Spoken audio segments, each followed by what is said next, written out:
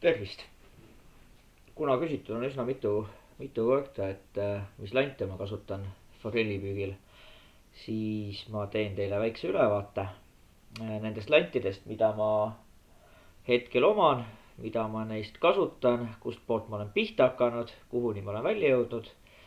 Et minu tähelepanek on see, et üsna paljudel on sarnane maitse-eelistus, mõned kasutavad teistsuguseid lante rohkem, aga õnneks või kahjuks mul on seda valikut on seinast seina, et mis meeldib ühele, ei pruugi teistele meeldida ja noh, näiteks lemmikud, et nendega paljud ei püüa või arvavad, et need on natuke ülehinnatud. see on väga hea, sest mida vähem on kellegi lemmiklante vees, seda parem tulemus on. Hästi, alustame algusest ehk pöörlevad landid ja nendega alustasin minagi.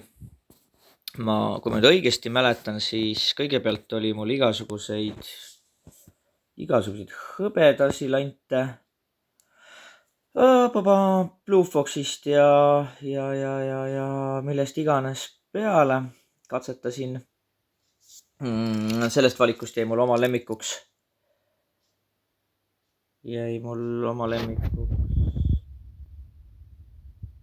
supervilgaks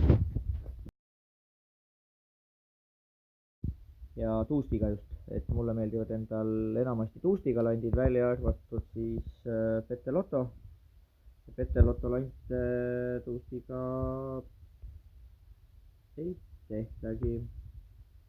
Ehk mul on mõned siin valikust Petelotod ja Petelotod jõudsin alles hiljem. Ehk enne seda tulid Pontoon 21.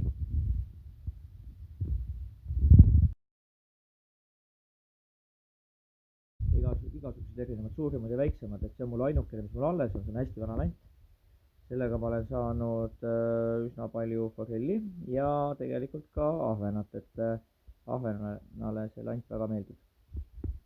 Et kui te olete vaadanud neid igasuguseid teisi püügivideosid, siis Our Fishing Trip, et nendel üks ahvena püügisaade oli, seal oli valikus neid lante palju, neid ei ole väga kuskilt leida, et seal on see probleem, et tuleb teada ja otsida ja kas parasjagu on seda lanti või mitte, et sellest see natukene ei ole liiga lihtne, et ma pean endale uusi selliseid samasuguseid otsima, natuke suuremaid ka, sest tegelikult oma esimese suurema kala, mis oli 43 või 44 oli tal pikkus,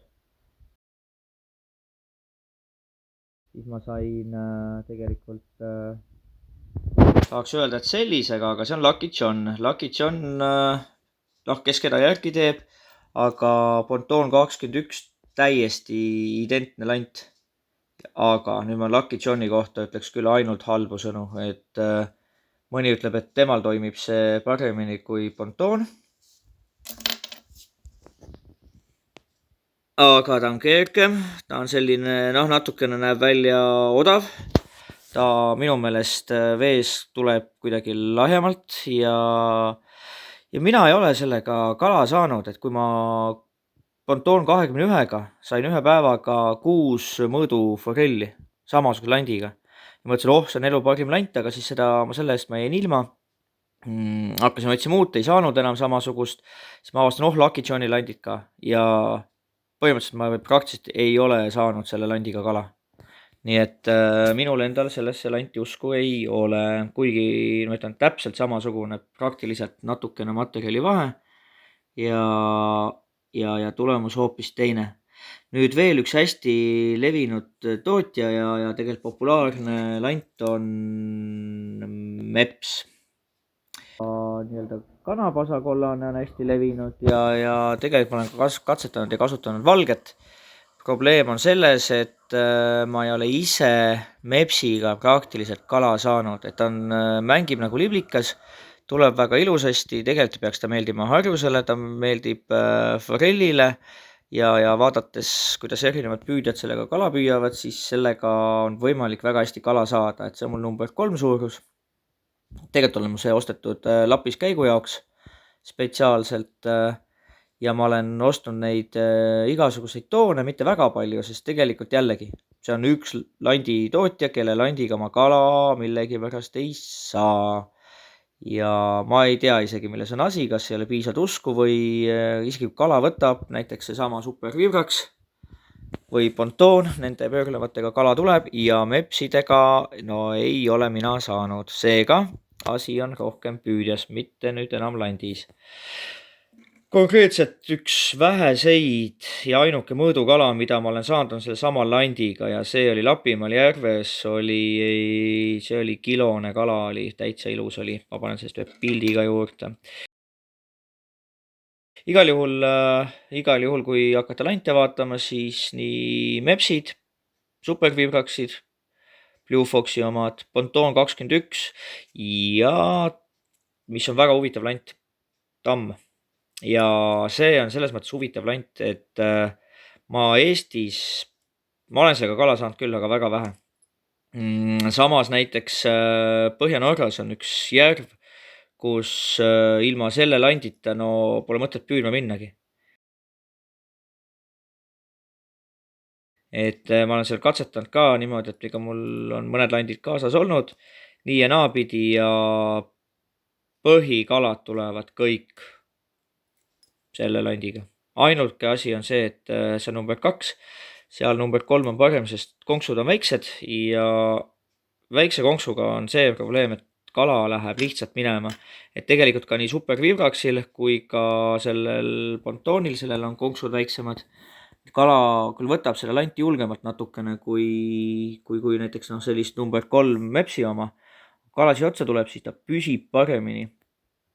Ja et kui keegi lante vaatab, siis number 2, see on tegelikult 1,5 kuni number 3-ni Forelli jõele täitsa hästi. Ja kui on väiksemad jõed, siis pigem number 2, kui natuke suuremad jõed, siis pigem number 3, et sealt saab vaadata, kuidas kellegi püügitingimused on.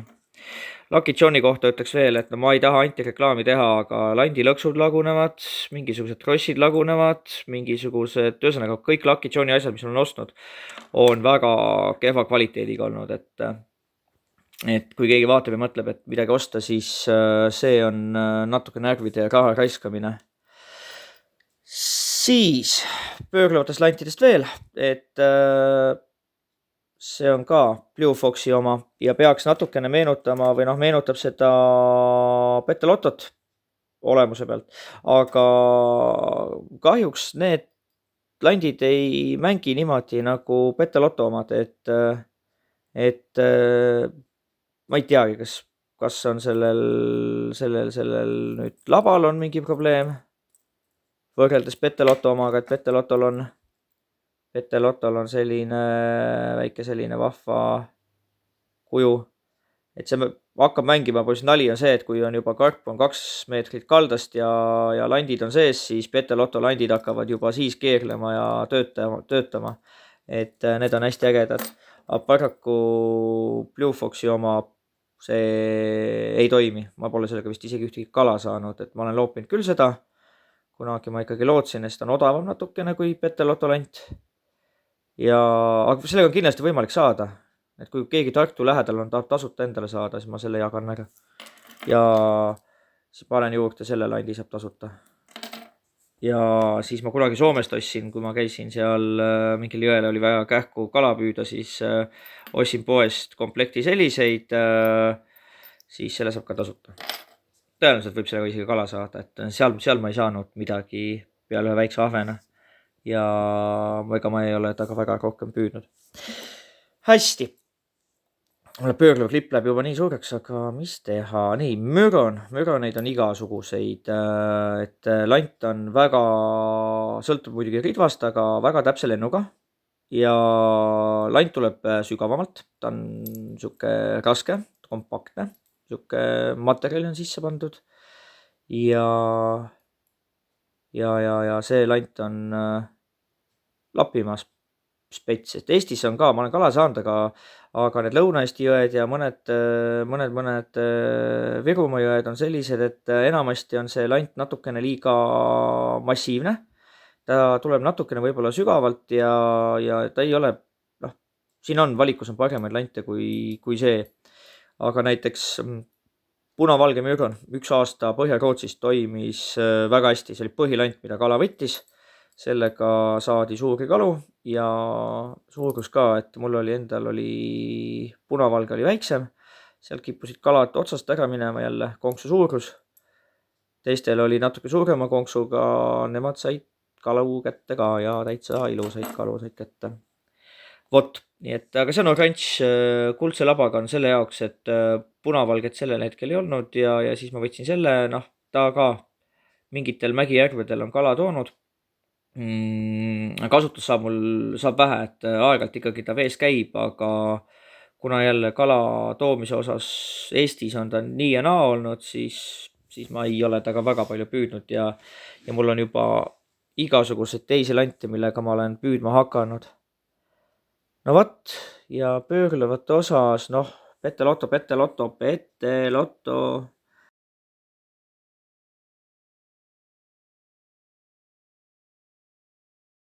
See on väga põrnika moodi tulev.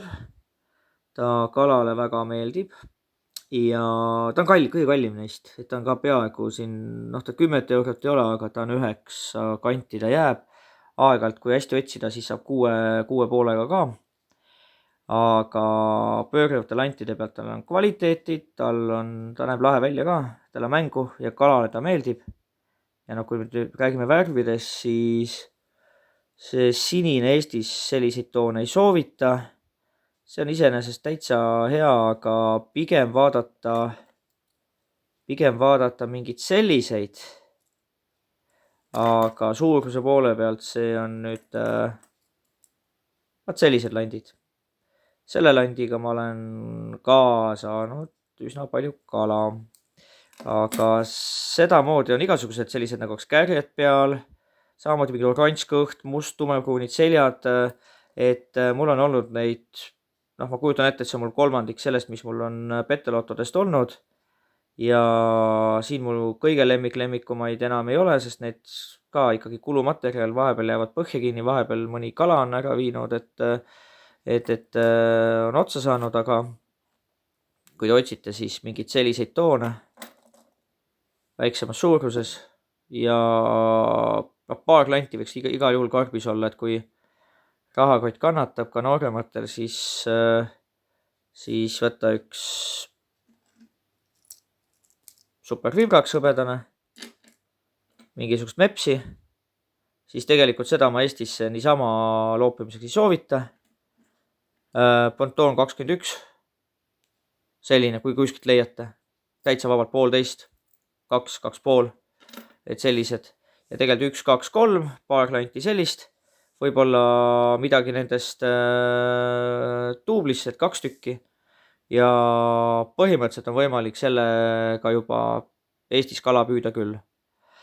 Vot, aga nüüd pikk jutt pöörlevatest lantidest. Ma pöörleva landi osa lõpetan ära ja võtan ette woblerid.